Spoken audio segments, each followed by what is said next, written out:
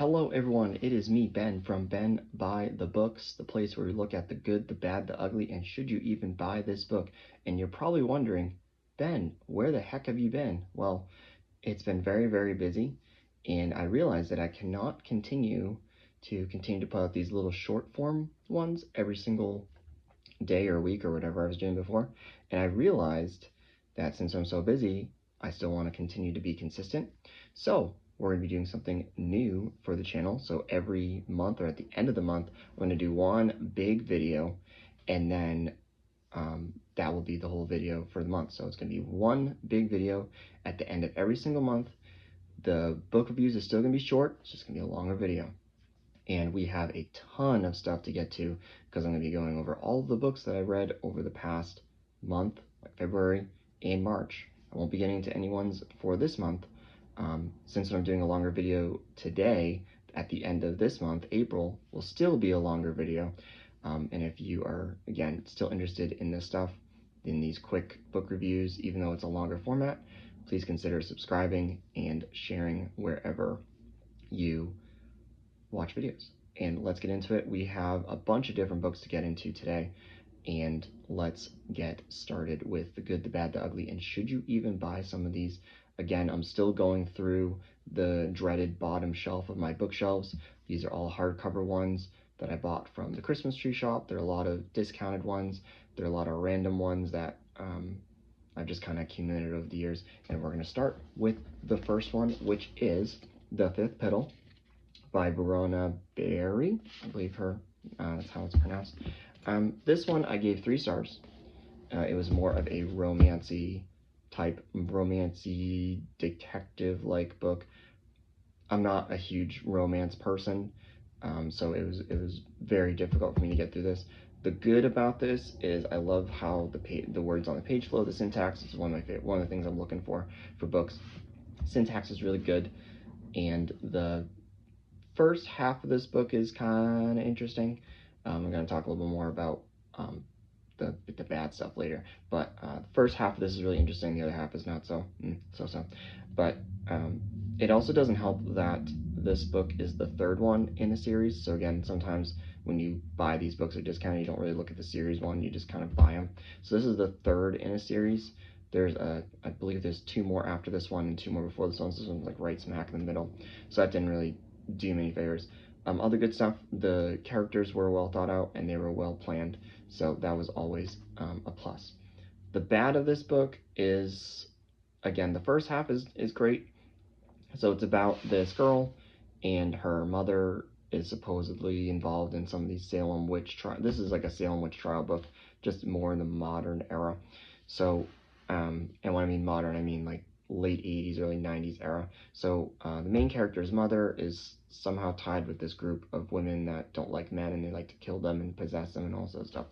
And she goes back to Salem after a kid is killed, and they believe that someone that's connected to the main character has done it. And the plot itself was a little confusing to follow, but it was, what it boiled down to was just pure jealousy, which was kind of a letdown because she does a good job building up, and then there's a woman that is the main villain. No surprise. It's about all these women that get mad at the main character's mother for being more pretty, and then they decide to kill everybody. And that just didn't sit well with me. I didn't really like that. Again, more can be said for that part, as like the uglier parts of the book. Just not. It just wasn't very good. It just wasn't very good. I gave it 3 stars. If I were to read it again, it'd probably be like 2 stars because of just how it is. I really wanted to give it a chance. I really like to give other books and other authors more of a chance of things I don't like to read, but I just didn't like it. I just didn't like it. 3 stars. It's up to you if you want to read it. It's not my favorite, but maybe if I read the other 2 before this and then read this one, maybe it'll look a little more favorably on me, but whatever. It's not what I like. Moving on. This one, G-Man by Stephen Hunter.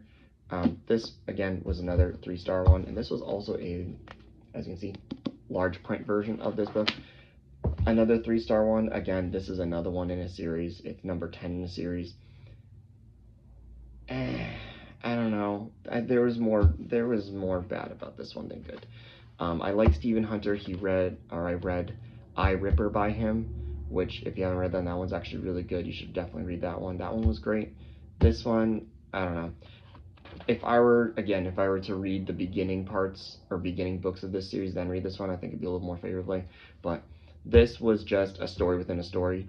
It was about a main character trying to figure out why his grandfather and father were the way they were, and it kind of jumps back into 1930s, 1920s gangster FBI stuff, which was really cool. But I don't know, I just didn't like it.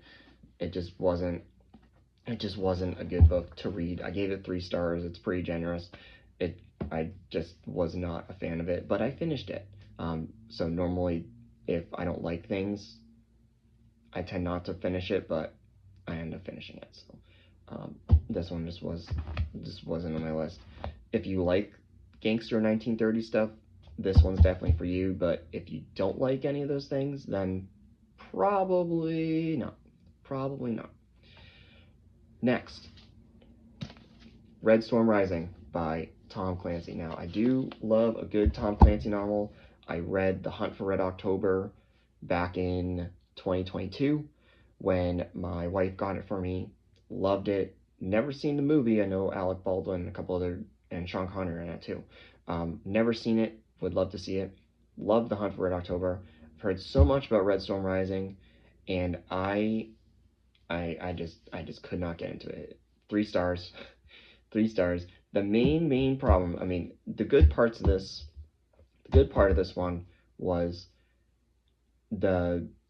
Tom Clancy does such a great job at the military stuff and really getting into how the military works, how special operations work, how governments use the military effectively to carry out what they want. That is great. The biggest downfall for Red Storm Rising was that there was not a main central character. There's no main character. So you're reading it and it switches point of view. So there's American characters, then there's Russian characters, then there's Middle Eastern characters, then there's Chinese characters, then there's French characters, and English characters, and German characters, and all different types of characters. The basic plot of this is a little confusing. It involves Red Storm, which is another submarine, and it kind of translates into we have to play both sides. It's about a terrorist group that wants to play both sides. They want to make the Russians play against the U.S. and then the U.S. and China. It's a little confusing on how it goes, but it's still is it worth the read? Definitely, if you're into the military stuff. If you're not into military stuff, you don't want to read it, or if you just don't want to read a book that doesn't have a main character, don't read it. Again, I gave it 3 stars. It's been on the bookshelf for a very, very long time, actually on the bottom shelf. We got it from a little library a while ago, so it was only a matter of time before we decided to read it. So again, all 3 of these ones so far were just 3 stars. They were just okay. Again, some of the stuff I don't really like to read, but it ended up being okay. Next, we move on to Dean Koontz, Winter Moon. This one I absolutely loved. I believe I gave this one 5 stars. Dean Koontz is a great writer. It's kind of undisputed. I think he's a little bit better than Stephen King, in my personal opinion, but you can have your own opinions on him. I liked this one. I liked the idea of how someone that is killed, and then his whole family leaves stuff to you, and then you go to it, and there's aliens involved in this one. This one was really good. I don't really have anything bad to say about this one at all. I just love Dean Koontz. I love the way he writes. I like the plot of it. Again, it's about a guy, his partner's killed, his partner's father gives him their family ranch. Main character goes to the ranch. They're trying to hide out in a winter snowstorm, and then there's these alien creatures that are trying to take over the ranch, and it was really, really cool. Kind of reminded me of Home Alone, end of Skyfall, James Bond style fight at the end, but just with a snowstorm. It was amazing. So if you haven't read anything by Dean Koontz, this one was good. I think this one was like a late 90s one, if I remember correctly. So it's not as popular now. It's probably over 30 years old now, but it was still good. I ended up getting it out of Barnes & Noble, and every time when I go to Barnes & Noble, I always make sure I pick up a Dean Koontz book somewhere, even if it's one that I know that I don't have, and I try to get it as quick as possible. Next. A couple other books that I have a lot more to say on. This one was another Tom Clancy novel, but it's not him. It's by Mike Madden. This is Point of Contact by Tom Clancy's Point of Contact by Mike Madden. I don't know about this one. This one I gave 3 stars. Again, there's a big problem with the post Tom Clancy novels. Again, Tom Clancy has been passed away for well over a decade now, so all these other random writers are taking other stories. Jack Ryan Jr., this is part of the Jack Ryan Jr. series. There's another, some other authors are continuing the more traditional Jack Ryan stories after Tom Clancy's death. And I don't know if I said this in another video, but the main problem I have with the post Tom Clancy novels is the villains always end up being the same. So the villain always ends up being a Middle Eastern guy, always ends up being a Chinese guy, and it always ends up being some Russian guy, Middle Eastern guy, Chinese guy, whatever they are. It always ends up being the same villain over and over again. This one I thought was kind of stupid. I don't really understand what the point of this one was. It was kind of silly. It's about Jack Ryan Jr. He's the son of Jack Ryan. He goes on a trip to Singapore with this other guy from the organization or whatever whatever Jack Ryan works for. And they're supposed to audit this company. And while they're auditing the company, the guy that's with Jack, I think his name is Brown or something like that. He's supposed to install this software that's supposed to make it look like the Russians or the Chinese are trying to take over the company, and then it's supposed to start some sort of like cyber war that doesn't really go well. And there's mercenaries involved and all this other stuff. I don't know. I just did not like it. I just did not like it. Again, I gave it 3 stars because it's a Tom Clancy novel, because it has the military stuff in it. I really like the military stuff, but just the basic plot of going somewhere, trying to protect an accountant from doing an audit. That same accountant is also trying to start a cyber war. A lot of it didn't really make sense, at least to me. I liked the action in this one. The characters were well, like everything about it was good. It just did not sit very well with me. And again, it follows the traditional post Tom Clancy formula of other people from other countries are always bad, and America's always good. That's what it is. Again, it's not to get too political, but I think there's definitely something that's political in there. Would I read it again? Maybe, if I had read the beginning ones. Again, this is part of a series. It's Jack Ryan Jr. series. There's other ones. I don't have any other Jack Ryan Jr. ones that I know of. I know I have another Jack Ryan one that's written after, again, another post Tom Clancy one. I think it's True Faith and Allegiance, which I have yet to read. That's on the list next. So eventually that will be coming out soon. But again, I don't know. The Point of Contact, it just didn't really hit for me. And it was kind of a long book. It was kind of long. I want to see, maybe I can look at how many pages. Yeah, it was 500 pages. It was 500 pages. It was a long one. It wasn't short. Point being, it kind of follows a lot of similar formulas for the post Tom Clancy era, and I know there's more that are coming out. Maybe I'll look them more favorably as we get closer to them, but I don't know. We'll see how it goes. But again, if you're into the military stuff, read it. If you're not, don't read it. It's fine. And then last but not least, the next one I'll talk about is this one, Project Hail Mary by Andy Weir. This one was great. I gave it 5 stars.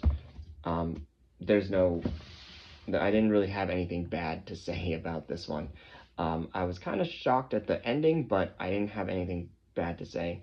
I liked how all the space stuff the going into outer space to find other life forms to save Earth. I really like that.